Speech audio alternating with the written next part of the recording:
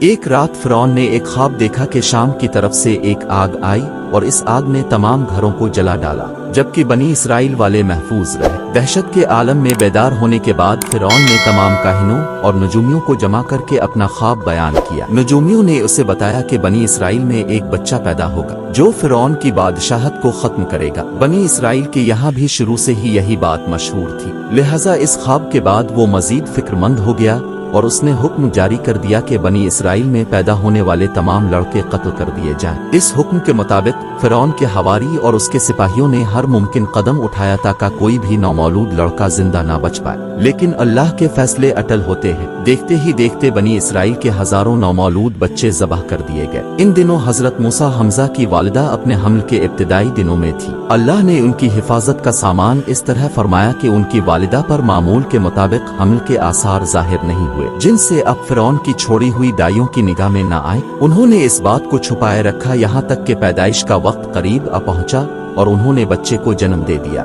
اس بارے میں سوائے قریبی لوگوں کے کوئی اور نہیں جانتا تھا۔ نجومیوں نے فرعون کو اطلاع دی کہ بچہ پیدا ہو چکا ہے۔ اس اطلاع نے فرعون کو بدحواس کر دیا۔ اس کے سپاہیوں نے گھر گھر تلاشی شروع کر دی۔ حضرت موسیٰ حمزہ کے والدہ سخت پریشان تھے۔ 3 مہینے تک انہوں نے حضرت موسیٰ حمزہ کو چھپا کر رکھا، لیکن زیادہ عرصہ تک بچے کو شاہی جاسوسوں کی نظروں سے چھپا پانا ممکن نہ تھا۔ پھر بھی وہ اپنی پوری کوشش کرتی رہی، یہاں تک کہ ان کے پاس اللہ کا حکم آ گیا۔ یہ حکم اللہ نے ان کے دل میں ڈالا تھا۔ حضرت موسیٰ حمزہ کی والدہ کے دل میں خیال آیا کہ تابوت کی طرح ایک صندوق بنایا جائے اور اس بچے کو اس صندوق میں رکھ کر دریائے نیل کے بہاؤ پر چھوڑ دیا جائے۔ حضرت موسیٰ حمزہ کی ماں نے اللہ کے حکم کے مطابق بچے کو صندوق میں رکھا اور دریا میں چھوڑ دیا۔ ساتھ ہی موسیٰ علیہ السلام کی بہن سے کہا کہ تم اس کے پیچھے پیچھے چلتی جاؤ، لہٰذا وہ دریائے نیل کی موجوں میں چلے اور ان کی بہن کنارے کنارے چلی۔ صندوق بہتا ہوا محل کے تالاب میں پہنچ گیا۔ وہاں فرعون کی بیوی اور خادمائیں لطف اندوز ہو رہی تھی کہ صندوق پر ملکہ کی نظر پڑی۔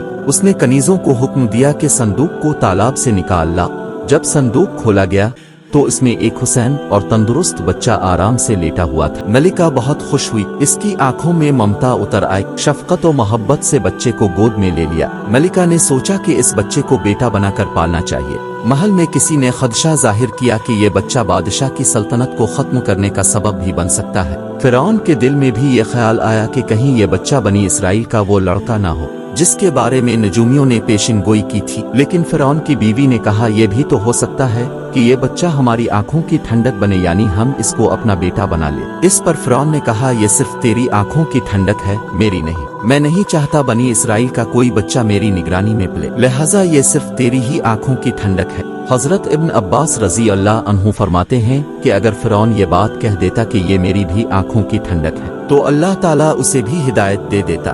ملکہ نے اس بچے کا نام موسیٰ رکھا، جس کے معنی ہے کہ وہ شخص جو پانی سے نکالا گیا ہو۔ دودھ پلانے والیاں لائی گئیں، لیکن بچے نے کسی عورت کا بھی دودھ نہ پیا۔ جو عورت بھی آپ کو دودھ پلانے کی کوشش کرتی ناکام ہو جاتی۔ ادھر موسیٰ علیہ السلام کی بہن دور کھڑی یہ سب دیکھ رہی تھی۔ موسیٰ علیہ السلام کی بہن نے فرعون کی بیوی سے کہا کیا میں تمہیں ایسا گھر نہ بتاؤں جو اس بچے کی تمہارے لیے پرورش کرے اور اس بچے کی خیر خواہ ہو، اس لیے کہ وہ ایک غریب گھرانہ سے ہے۔ جب انہیں معلوم ہوگا کہ یہ بچہ فرعون کے گھر سے آیا ہے تو انہیں انعام و اکرام ملنے کی امید رہے گی۔ اس گھر میں نیک سیرت خاتون ہے، وہ اس بچے کو بخوشی دودھ پلانا قبول کرے گی۔ فرعون کی بیوی نے کہا چلو ٹھیک ہے، لہٰذا آپ کی بہن انہیں گھر لے کر آئی۔ محترمہ نے بچے کو دودھ پلایا تو آپ نے فوراً دودھ پینا شروع کر دیا۔ اب چونکہ بچے نے کسی اور کا دودھ پینا قبول نہیں کیا تھا، اس لیے وہ خود بچے کو لے کر آتے تھے۔ اس طرح موسیٰ علیہ السلام کی والدہ کا بے حد احترام ہونے لگا۔ یوں حضرت موسیٰ علیہ السلام شاہی محل میں پرورش پا کر جوان اور توانا ہو گئے، لہٰذا اللہ نے آپ کو نبوت کے منصب پر فائز کیا۔ اپنے بنی اسرائیل کو فرعون سے آزادی دلائی اور مصر سے نکل گئے۔ فرعون بنی اسرائیل کو ختم کرنے کے لیے لشکر لے کر روانہ ہوا۔ جب بنی اسرائیل بحر احمر کے قریب پہنچے تو اللہ نے ان کے لیے دریا کے بیچ سے راستہ کھول دیا۔ یہ وہی موقع تھا جب فرعون کا وہ خواب پورا ہونے والا تھا